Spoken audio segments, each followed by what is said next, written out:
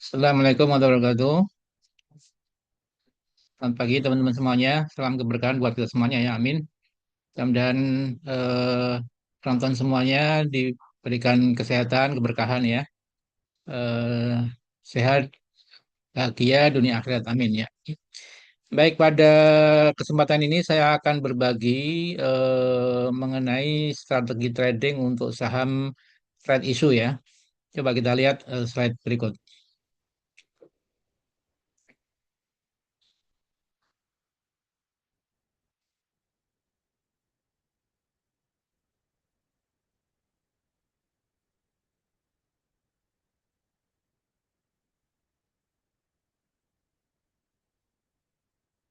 Ya, jadi saya mencoba memberikan apa edukasi atau pandangan mengenai bagaimana kita menyikapi saham yang akan red issue ya. Kebetulan saya penulis buku, teman-teman, penulis buku aksi korporasi, alumni Bursa Efek dan penulis buku aksi korporasi, sehingga memang saya spesialis untuk mengamati dan ya pelaku juga ya untuk bagaimana kita mensiasati atau strategi ya dalam berinvestasi di saham-saham yang akan red issue ya.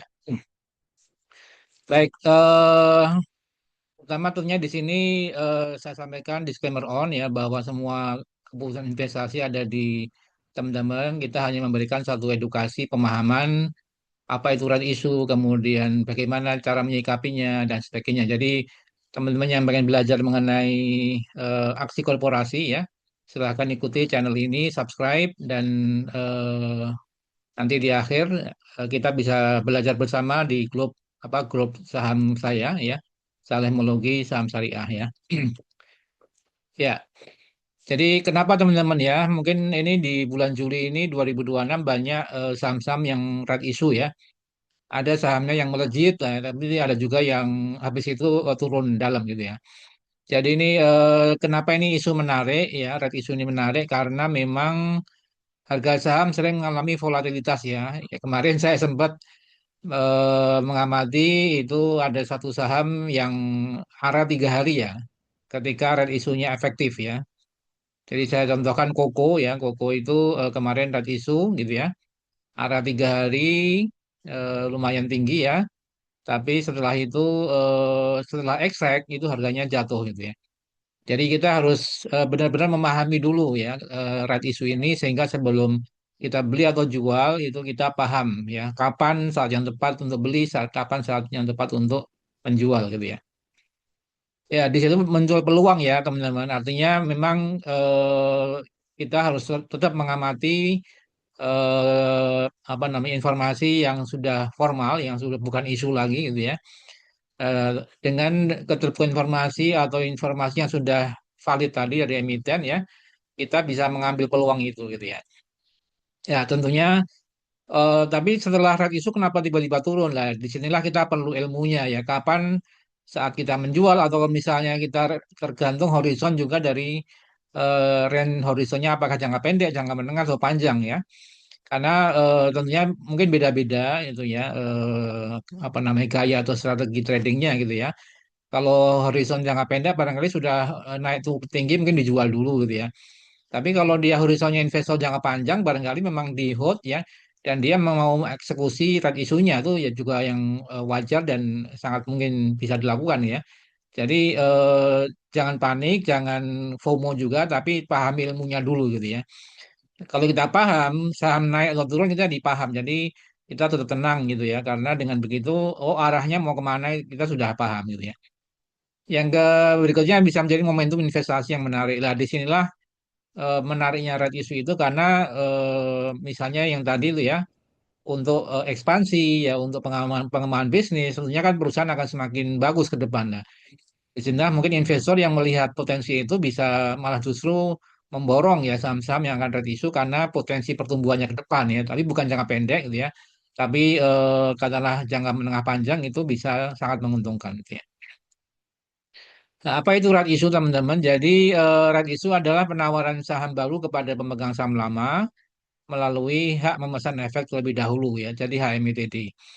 Jadi kalau teman-teman apa lihat keterbukaan informasi di bursa ya bahwa emiten ini mau right issue gitu ya. Ya, biasanya diawali dengan keterbukaan informasi, nanti ada rencana RUPS ya untuk persetujuan right issue ya, sampai kemudian nanti ada apa, disampaikan berapa harga pelaksanaan, rasio ya, jadwal-jadwalnya lah, semua itu diikutin teman-teman ya, sampai efektifnya right issue oleh OJK. Disitulah baru mulai bisa berjalan proses right issue-nya. Nah, disinilah kita perlu memperhatikan beberapa aspek gitu ya, yang nanti terkait dengan red issue ini ya. Katakanlah tujuan penggunaan dananya apa ya? Katakanlah red issue WiFi misal 5,9 triliun ya. Tujuannya adalah katakanlah untuk ekspansi di bisnis service apa internet service provider ya ISP ya. Atau red issue yang lain ya. Jadi tujuannya apa? Apakah modal kerja? Apakah untuk ekspansi, untuk akuisisi ya, atau untuk mengurangi hutang misalnya gitu ya. Ya, tentunya emiten yang apa prospeknya bagus ya, katakanlah yang utama itu misalnya ekspansi atau untuk akuisisi ya, tentunya akan direspon positif oleh investor gitu ya. Tetapi mungkin yang modal kerja atau katakanlah menurunkan hutang ya barangkali tidak sebesar apa namanya respon dari pasar dari rencana penggunaan dana yang lebih mungkin memajukan atau katakanlah pertumbuhan perusahaan akan lebih cepat gitu ya. Jadi pahami dulu apa tujuan emiten tadi menggalang dana dari right issue ini gitu ya.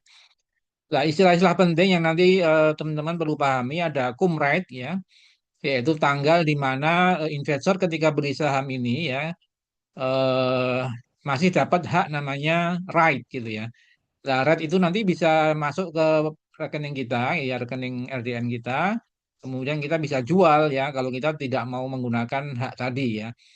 Nah, nanti kalau respon pasar bagus, biasanya harga REIT juga ikut mengikuti harga pasar sahamnya gitu ya.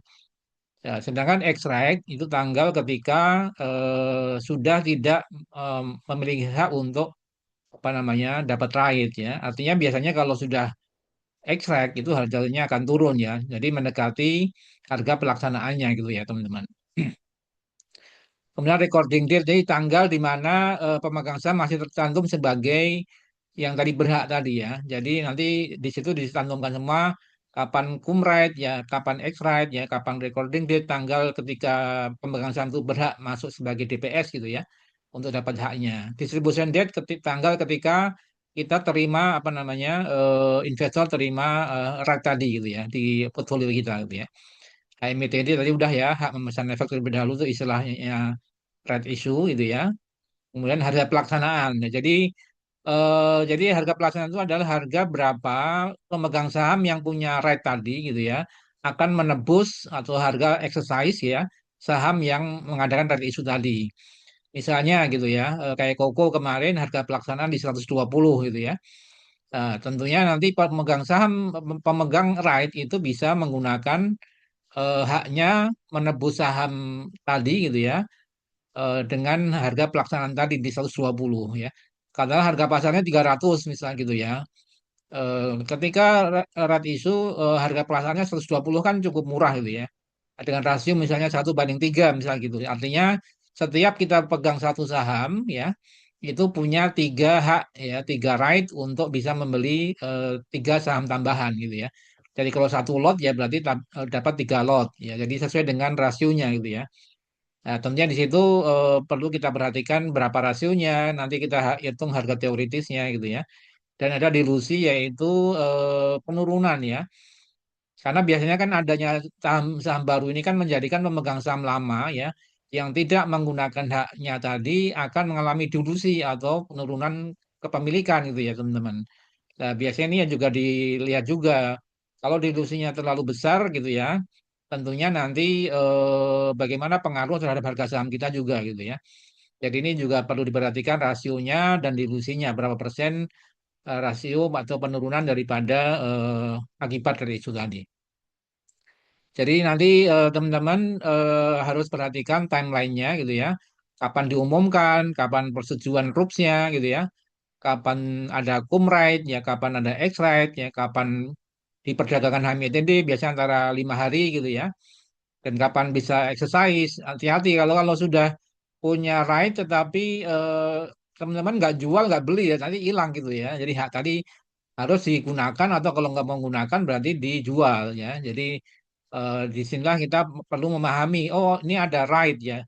Jualnya di mana Pak Saleh? Ini jualnya di pasar tunai gitu ya. Jadi nanti coba mungkin ya teman-teman yang belum paham bisa tanya apa sekuritasnya gimana cara menjual right ya. Ya tidak di pasar reguler, tetapi di pasar tunai hanya dalam periode masa perdagangan HMITD aja ya. Artinya mungkin terbatas ya, tidak lama-lama ya.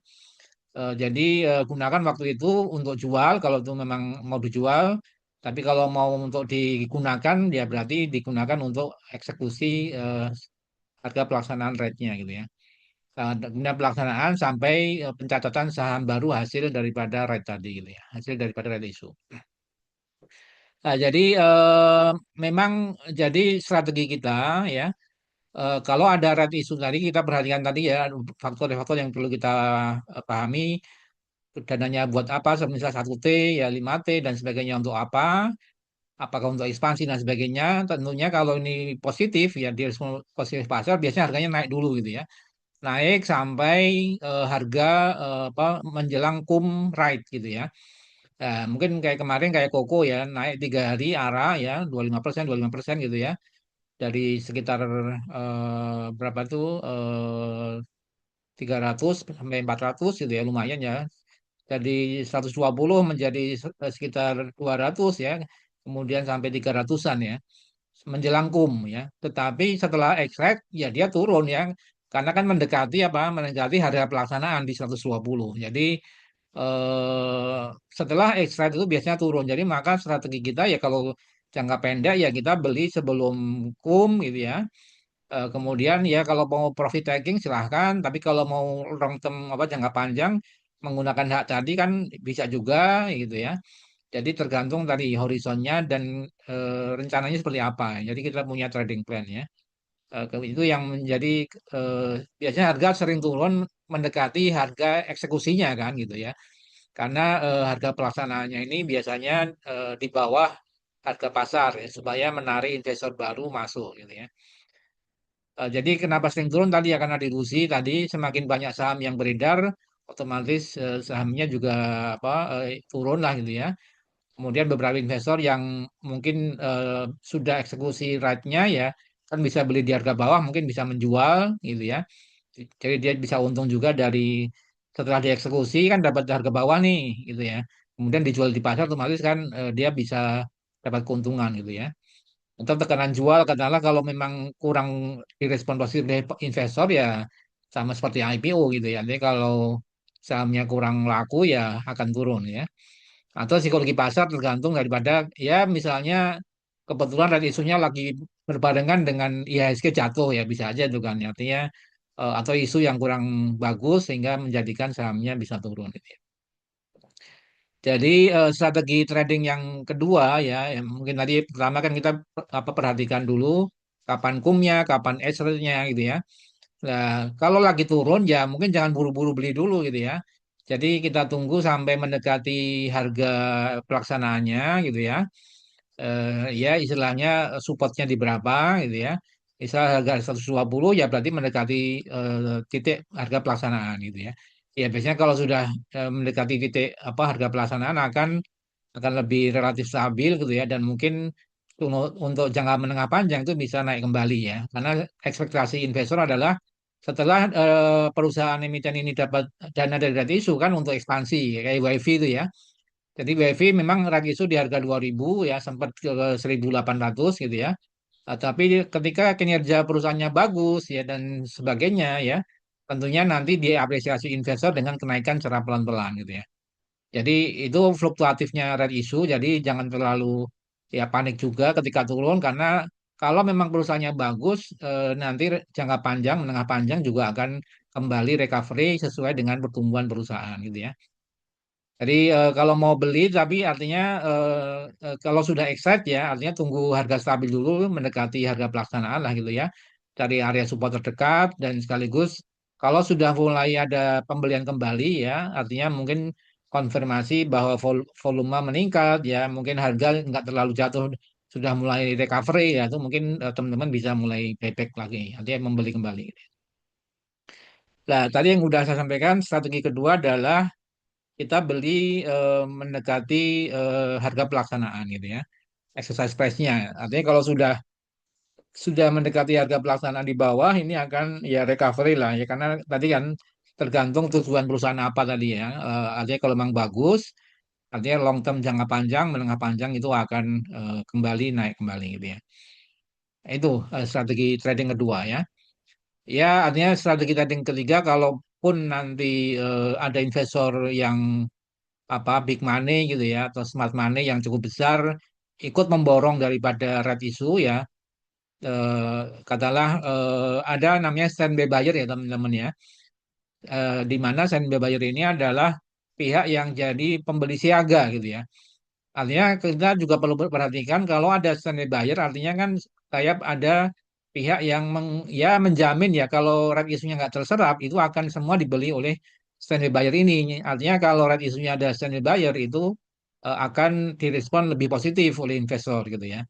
Nah, jadi gitu teman-teman, perhatikan ada apakah ada standby buyer ya dan sebagainya, atau katakanlah ada dana masuk yang gede yang besar sehingga ke depan ya ini perusahaan yang bagus memang lagi diincar oleh satu smart money yang cukup besar gitu ya. Ah, jadi tadi mungkin saya ulangi, kita juga perlu perhatikan fundamentalnya gitu ya, untuk apa dana RI-nya gitu ya, apakah meningkatkan labanya, ekspansi ya, bagaimana kalau misalnya utangnya bagaimana, kita juga harus lihat debt to equity ratio-nya gitu ya. Bagaimana haruskah ini secara apa namanya standar di fundamental lah untuk kinerja perusahaan baik sebelum maupun sesudah red issue ya. Tentunya kita juga menggunakan technical ya, support resistance-nya, volume dan sebagainya ya. Ini saya kira nanti mungkin teman-teman bisa belajar technical ya. Jadi fundamental digunakan untuk apakah ini saham perusahaan bagus atau tidak. Yang kedua technical kapan untuk beli dan jualnya gitu ya. Dan ya ini beberapa studi kasus nanti mungkin bisa ngikuti klub Salemologi ya. Di situ ada Koko, ada WiFi ya, ada grupnya BNBR ya dan sebagainya. Artinya nanti kita ya belajar bersama gitu ya, diskusi mengenai saham-saham yang potensial, yang sedang atau akan atau sudah ya melakukan red issue sehingga kita bisa paham gitu ya. Ya, kapan sebaiknya tidak membeli jika dana hanya untuk bayar utang misalnya gitu ya. Ya, artinya mungkin nggak terlalu ekspansif gitu ya. Atau tidak ada pertumbuhan bisnis, ya likuiditas rendah, artinya tidak liquid di pasar ya, sehingga kita keluar masuk susah gitu ya. Tidak ada akumulasi ya, tidak ada big money yang memborong atau tidak ada standby buyer ya. Jadi fundamental juga kurang bagus. Ini yang perlu kita hindari gitu ya. Jadi kesalahan investor misalnya FOMO gitu ya, ikut-ikutan saja tanpa tahu ilmunya gitu ya. Beli hanya karena murah misal gitu ya, atau tidak membaca prospektus ya, tidak menghitung harga teoritis dan tidak punya trading plan. Ini yang perlu kita hindari sehingga kita belajar dulu gitu ya. Ya, saya juga sama, artinya mungkin samping belajar gitu ya. Kita bisa sharing dari pengalaman itu menjadi sebuah pengalaman gitu ya. Memang semua ada harganya ya teman-teman ya. Jadi apa namanya? Belajar bersama dan tetap semangat gitu ya. Nah, kesimpulannya bahwa red issue itu bukan selalu peluang, tapi juga bukan selalu resiko. Jadi kita harus pahami dulu karakteristiknya, ilmunya, sehingga dengan begitu kita bisa melakukan strategi yang pas gitu ya. Yang penting bahwa itu memahami fundamentalnya ya, membaca teknikal juga, kemudian ya membaca prospektusnya ya. Kita analisis bagus nggak di perusahaan gitu ya. RI-nya buat apa dan sebagainya. Jadi kita bisa terukur lah gitu ya resiko kita dan disiplin menjalankan strategi ini yang penting ya. Jadi setelah kita yakin dengan ilmu kita, dengan strategi kita ya kita fokus di strategi itu dan disiplin gitu ya. Demikian mungkin teman-teman, keuntungan bukan berasal dari keberuntungan gitu ya, tetapi dari keputusan yang didasarkan pada ilmu, data dan disiplin ya. Kalau pengen belajar bagaimana strategi saham-saham yang aksi korporasi ya, silakan subscribe channel ini, Salemologi Saham Syariah ya. Kita belajar bersama tentang IPO, right issue, stock split, ya dividen dan berbagai aksi korporasi yang lain yang menarik untuk kita cermati. Demikian, salam profit dan berkah. Assalamualaikum warahmatullahi wabarakatuh.